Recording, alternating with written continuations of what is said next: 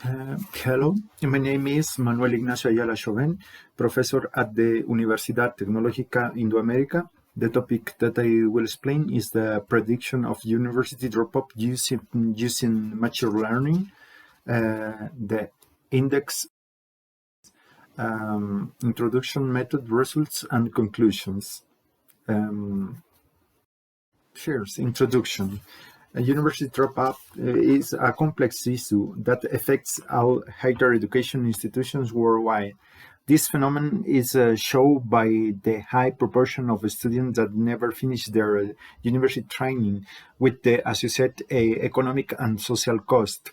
This study uses data mining to find patterns and student clustering that help explaining the university dropout. You can see here this picture and compare here the weighted average scores and the efficiency index and the number of semesters attendance. You can see here the best students and high scores, and the students on low scores and low efficiency. And now the study uses data mining in order to find the patterns and student clustering that help explaining university dropout. Now the method. K-means algorithm is used in order to classify and define the performance patterns, and the predictions for new students are made using a super vector machine model. And the method is based in the following steps. The first step is data collection. After this, data pre-processing and normalization data. After this is feature vector development and data clustering using K-means.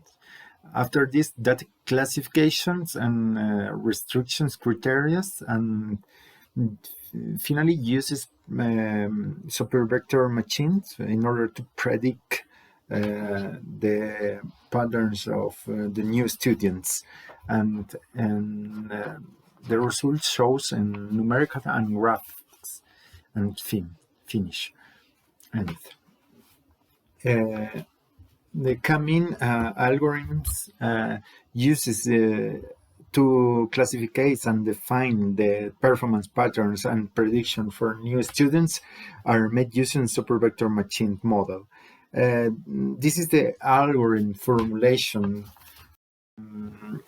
It's important to point out that measuring academic performance is very close and complex and multidimensional problem, which measurements in the determined weight the benefits of the learning process. It involves the characteristics of students, of their social, environmental, and the education system. Therefore, there are many definitions of academic performance, but all of them agree that the one indicator or the grades which quantitative measurement that the student's achievement. The efficiency index is another academic performance indicator that is considered in this research. A supervised classification method based on, you can see here, linear and polynomial models are used in order to produce the forecast for the first year's students. These methods are used in parallel during the third part of the algorithm in order to compare and validate the results of the prediction. In this part, the third part, the algorithm is the algorithm have three parts. This is the first part and clustering. The second part is the classifications with the criteria restrictions, and the third part is the prediction model with the super vector machines. And Supervised classification method based on a linear and polynomial model uses in order to produce the force cuts for the first year's students. These methods are used in parallel during the third part of the algorithm in order to compare and validate the results of the predictions.